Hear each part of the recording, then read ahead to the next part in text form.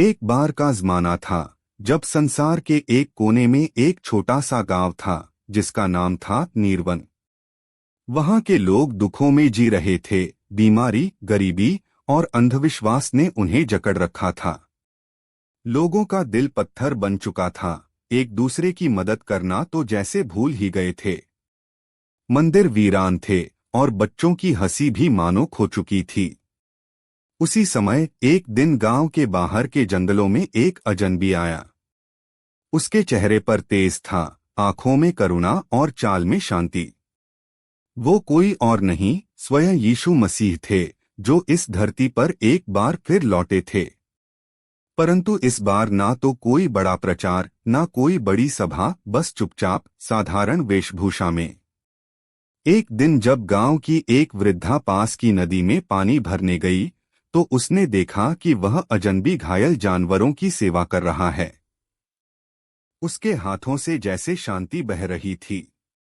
वृद्धा बोली, तुम कौन हो पुत्र? यीशु मुस्कराए और बोले, जो प्रेम करता है वही मुझे जानता है। मैं वही हूं जिसने पहले भी दरवाजे खटखटाए थे। धीरे धीरे गांव में उनका नाम फैलने लगा। जो बीमार था वह ठीक होने लगा। जो दुखी था उसे दिल में शांति मिलने लगी। एक छोटी बच्ची जिसका नाम मीरा था, जो वर्षों से बोल नहीं पा रही थी, उसने यीशु की गोद में जाकर पहली बार कहा, पिता। लोग अब गांव के मंदिर में वापस आने लगे, लेकिन इस बार केवल पूजा करने नहीं, बल्कि एक दूसरे की मदद करने के लिए। यीशु ने उन्हें सिखाया कि ईश्वर का राज्य बाहर नहीं, अंदर होता है, प्रेम, क्षमा और सच्चाई के रूप में। एक रात गांव के सभी लोग खुले मैदान में जमा हुए। यीशु ने एक दिया जलाया और कहा, ये प्रकाश केवल बाहर नहीं, तुम्हारे भीतर भी जलना चाहिए। इस दिए को लेकर संसार के अंधकार को रोशन करो। और फिर बिना कोई शोर, बिना किसी पहचान, वो अजनबी वहां से चला गया। लेकिन गांव में जो परिवर्तन आया वो स्थायी था। लोग अब एक दूसरे को अपनाने लगे।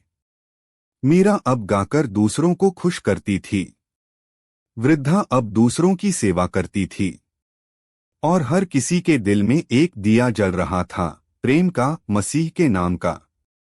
यीशु वापस आ चुके थे। इस बार वह सिर्फ दिखाई नहीं दिए, बल्कि हर दिल में उतर गए। नीरवन गांव की धरती जैसे सालों से प्यासा था। न खेतों में हरियाली थी, न लोगों की आंखों में चमक। सब थक चुके थे। रिश्तों से, धर्म से, जीवन से। उम्मीद मर चुकी थी और मंदिरों में सिर्फ खामोशी थी। एक सुबह जब सूरज बादलों से झांक रहा था, गांव के बाहर की पहाड़ियों से एक परछाई उतरती दिखाई दी। सफेद कपड़े, धूल से भरे पैर और चेहरे पर एक अनकही शांति। कोई नहीं जानता था वो कौन है, पर उसकी आंखें बोलती थीं, जैसे वो हर टूटे हुए दिल को पहचानता हो। उसने गांव के कुएं पर जाकर पानी पिया, फिर एक बूढ़े बैल के घाव पर कपड़ा बांधा। लोगों ने देखा पर कुछ कहा नहीं। वो आदमी किसी से कुछ मांगता नहीं था, बस हर दिन किसी ना किसी के लिए कुछ कर जाता। तीसरे दिन गांव की सबसे गरीब विधवा, जिसकी झोपड़ी बारिश में गिर चुकी थी, उसने देखा कि रात भर में किसी ने उसकी छत ठीक कर दी है। वहीं बैठा था वो अजनबी, हाथ में एक टुकड़ा सूखी रोटी और चेहरे पर वही शांति। धीरे धीरे बच्चे उसके पास आने लगे। एक लड़का जो सालों से चल नहीं सकता था, उसके छूने से धीरे धीरे चलने लगा। एक युवती जिसे लोग पागल कहते थे, उसने पहली बार मुस्कराया। लोग डर और हैरानी में थे, कौन है ये? जब उससे किसी ने पूछा, क्या तुम कोई पीर हो? उसने बस इतना कहा, मैं वही हूं जिसने पहले भी दस्तक दी थी, लेकिन तुमने दरवाजा नहीं खोला था। एक रात गांव के बीचों बीच खुले मैदान में उसने सभी को बुलाया। कोई मंच नहीं, कोई ज्योति नहीं, बस एक छोटा सा दिया उसने जलाया। और कहा, ये रोशनी मेरे हाथ की नहीं, तुम्हारे दिल की है। इस लौ को पहचानो, इसे फैलाओ। उसने न कोई धर्म बताया न कोई पूजा पाठ, बस यही कहा, सच बोलो, प्रेम करो और क्षमा करना सीखो। यही परमेश्वर की पूजा है।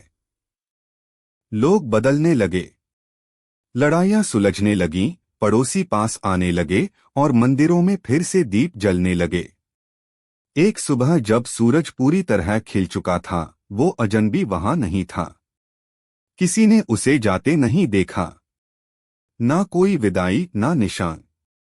पर अब मीरा, जो पहले गूंगी थी, गांव में बच्चों को प्रेम की कहानियां सुनाती है। हर संध्या को लोग मंदिर नहीं, एक दूसरे के घर जाते हैं खुशियां बांटने।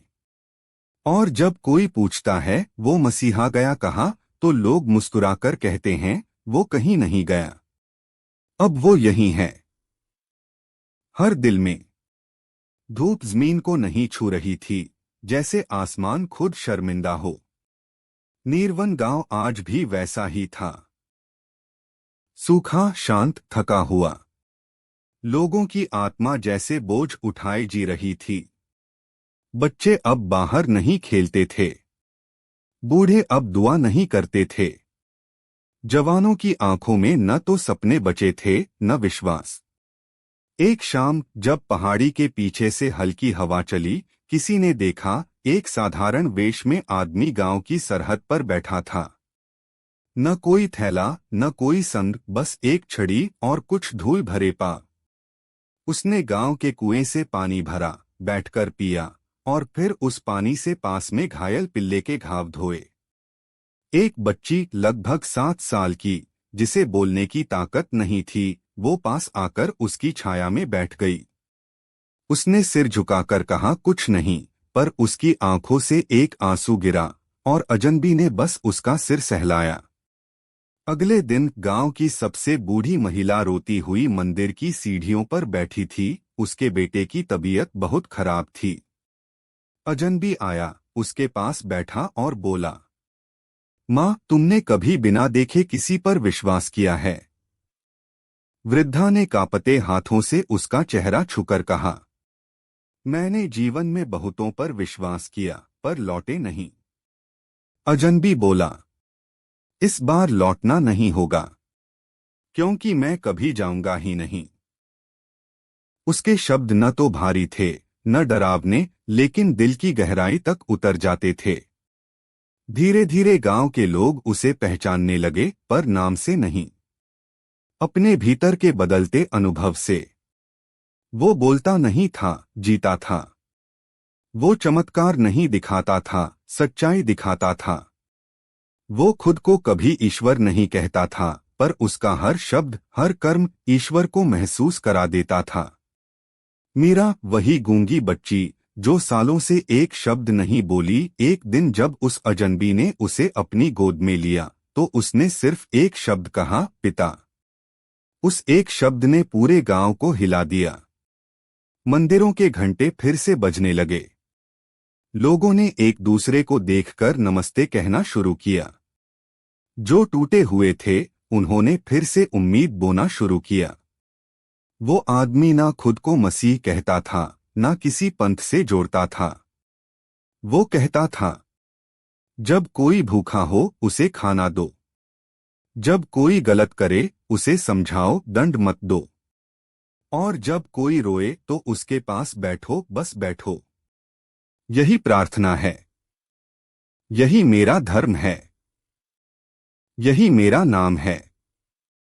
गांव अब वैसा नहीं रहा। जिन घरों में कल तक दिए बुझ गए थे, अब वहां मोमबत्तियां जलने लगी थीं। जिन आंखों में कल तक सिर्फ संदेह था, अब वहां एक धीमी रोशनी थी। लेकिन अजनबी अब भी पहले जैसा था। न प्रचार न दावा। वो सुबह कुएं पर बैठता, शाम को किसी बूढ़े की लकड़ी काटता और रात को मंदिर के पास सो जाता। जब किसी ने पूछा, तुम्हारा नाम क्या है, उसने जवाब दिया, अगर तुम्हारा हृदय शुद्ध है तो नाम की जरूरत नहीं। मैं वही हूं जहां प्रेम है।